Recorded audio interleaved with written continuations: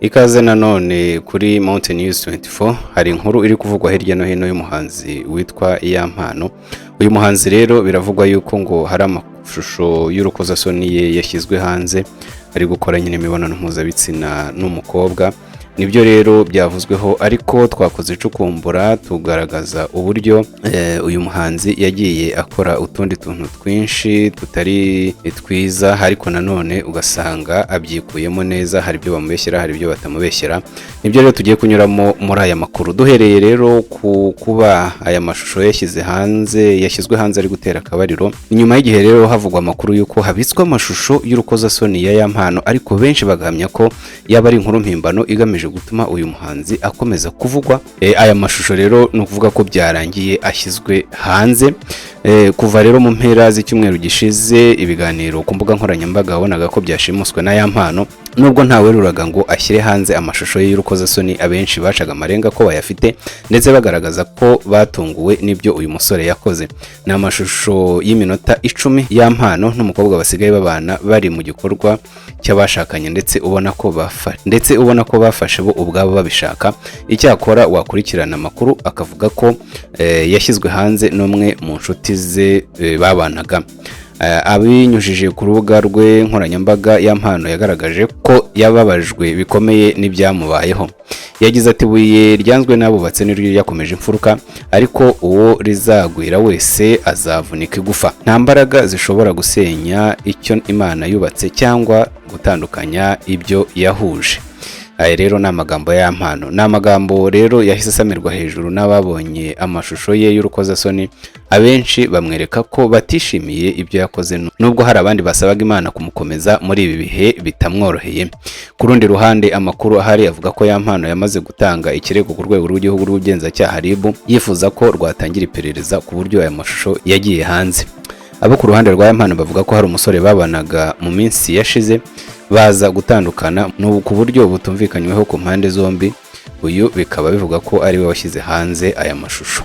Mu minsi yashize kandi Iyampano yari yaciye amarenga yuko uwashyize hanze aya mashusho ari umuntu we wa hafi. Icyo gihe uyu muhanzi yari yavuze ko nubwo amashusho ye yaba yagiye hanze, abayafite bakwiye kwibuka ko hari itegeko rihana uwayasakaza.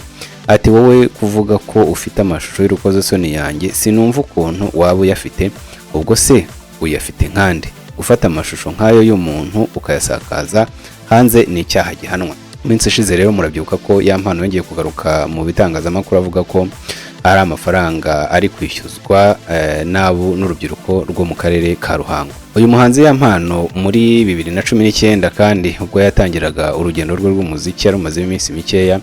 Uyu muhanzi Iyampano yigeze guhishura ko yigeze gukunda Uwikeza Pamela wahatanye muri Miss Rwanda 2019, ndetse akaba ari n'umugore wa The Ben ubu ngubu tuvugana. Ibi rero Iyampano yabibwiye igihe, aho yabajijwe niba hari igihe yigeze gukunda umukobwa, umwe mu bakobwa bazwi mu Rwanda. Uyu muhanzi yabanje gusa naho adashaka kubivugaho, ariko avuga ati, nari ngiye kumuvuga ariko naba niteranyije. Byarangiye avuye ku izima, maze ahishura ko yakunze Uwikeza Pamela, umugore w'umuhanzi The Ben.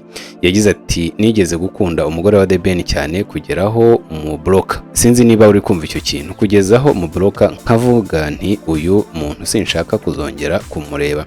Iyampano yakomeje avuga ko ibi yabikoze ku rubuga rwa Instagram kugira ngo atazajya akomeza kubona amafoto ya Pamela. Iyampano yashimangiye ko nubwo atagize amahirwe yo gukundana nawe, yishimira ko yakundanye na The Ben ndetse bakanabana. Yagize ati, byanashimishije buriya, nibazaga umuntu uzamurongora, nkibaza ngo umuntu uzagira umugore nka Pamela ninde, noneho ngiye kubona mbona ni The Ben. Ndavuga nti aha ni sawa, birahura neza cyane. Iyampano rero n'umuhanzi umaze igihe azwi mu Rwanda, ariko cyane cyane yamenyekanye mu gitaramo cyabaye ku itariki ya mbere Mutarama 2025, cyarimo The Ben ubwo yajyaga kuririmba mbere y'uko The Ben aririmba, ndetse abantu bakagaragaza ko bamwishimiye cyane, barimo Minisitiri w'Ububanyi n'Amahanga w'u Rwanda Olivier Nduhungirehe, wabinyujije ku rubuga rwa Twitter akavuga yuko uyu muhanzi ari impano y'ejo hazaza.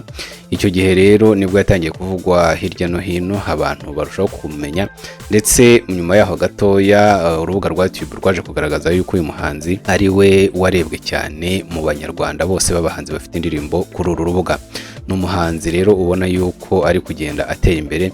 Icyo akora mu busanzwe ntabwo azwiho kugira amanyanga cyangwa gukora ibintu bidafite umurongo, ahubwo ubona ari umuntu uganira unajya inama. Abenshi bajya babibona ku mbuga zitandukanye, atanga inama, avuga neza, abwira abantu ibintu bifatika, icyakora akanaganira ibintu biba bimubayeho. Ntawamenya niba ari byo cyangwa atari byo, ariko uko byagenda kose abamuri hafi bamuba hafi. Kandi twabwira abantu yuko gusakaza amashusho y'urukozasoni atari ibintu byiza kandi bihanirwa n'amategeko. Rero ngiyo inkuru ya Yampano, tunanyuzemo gatoya mu byagiye bimuvugwaho mu minsi yashize. Ngewe nitwa Ngabo, bye naho utaha.